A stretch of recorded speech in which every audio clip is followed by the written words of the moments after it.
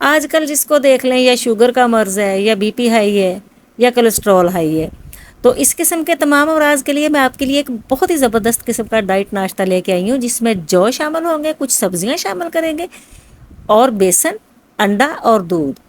ناشتے سے انسان کے دن کا آغاز ہوتا ہے، اور اسی سے انسان کی سستی یا چستی کا پتہ لگتا ہے۔ یعنی اگر آپ کے پاس آپ نے لائٹ ناشتہ کیا ہوگا، ہلکا پھلکا ناشتہ کیا ہوگا، تو آپ کا دن بھی بہت اچھا گزرے گا۔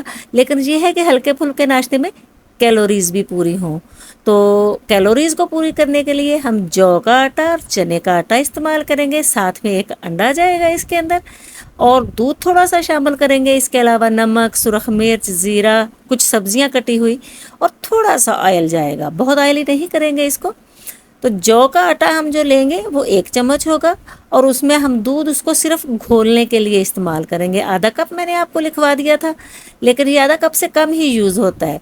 تو اس میں ہم پہلے جو کے آٹے کو تھوڑا گھول لیں گے، اس میں تھوڑا زیرہ شامل کریں گے، اور تھوڑی سی سرخ مرچ، 1/4 چمچ سرخ مرچ کا اس کے اندر ڈالیے گا۔ زیادہ تیز مرچ اس میں اچھی نہیں لگتی ہے، آپ کالی مرچ استعمال کرنا چاہیں تو وہ کر لیں۔ تھوڑا نمک جائے گا اس کے اندر۔ اس کے علاوہ آپ کے پاس جو آپ کو پسند کی سبزیاں ہیں، میں اس وقت صرف پیاز اور سبز مرچ ڈال رہی ہوں، تو آپ اگر چھوٹی چھوٹی کچھ سبزیاں کاٹ کر ڈالنا چاہتے ہیں تو وہ آپ اس کے اندر ڈال سکتے ہیں، جو آپ کو اچھی لگے وہ ڈال لیں۔ اس کے علاوہ ایک انڈا، کوانٹٹی اس کی یاد رکھیے گا، ایک انڈے میں 1 چمچ جو کا آٹا اور 1 چمچ بیسن کا آٹا کافی ہوتا ہے، اور پھر اس کو دودھ کے ساتھ ہم کھولیں گے۔ اگر دودھ کم ہو تھوڑا اور ڈال کے تھک کر لیں گے۔ بیسن 1 چمچ گیا ہے اب اس کے اندر۔ کالی مرچ کے ساتھ آپ اسے بنانا چاہیں تو کالی مرچ کے ساتھ بنا لیں۔ مجھے کالی مرچ تھوڑی صبح صبح اچھی نہیں لگتی ہے، تو میں اپنے لیے جب بناتی ہوں، شوگر کا مسئلہ ہے میرا بھی، تو میں اس کے لیے جو ہے وہ تھوڑی سرخ مرچ ہی ایڈ کرتی ہوں۔ میرے چینل کو سبسکرائب کر دیں، نئے آنے والے، نئے دیکھنے والے، اور بیل آئیکن بھی دبا دیں تاکہ نئی نئی ویڈیوز آپ تک پہنچے۔ اب اس گھول سے ہم چھوٹے چھوٹے پین کیک بنا لیں گے۔ آپ اس کی پوری روٹی بنانا چاہیں تو بنا لیں، میں ہمیشہ اس کے چھوٹے چھوٹے پین کیک بنا لیتی ہوں، تاکہ کھانے میں بھی آسانی ہو اور دیکھنے میں بھی یہ بہت اچھے لگتے ہیں۔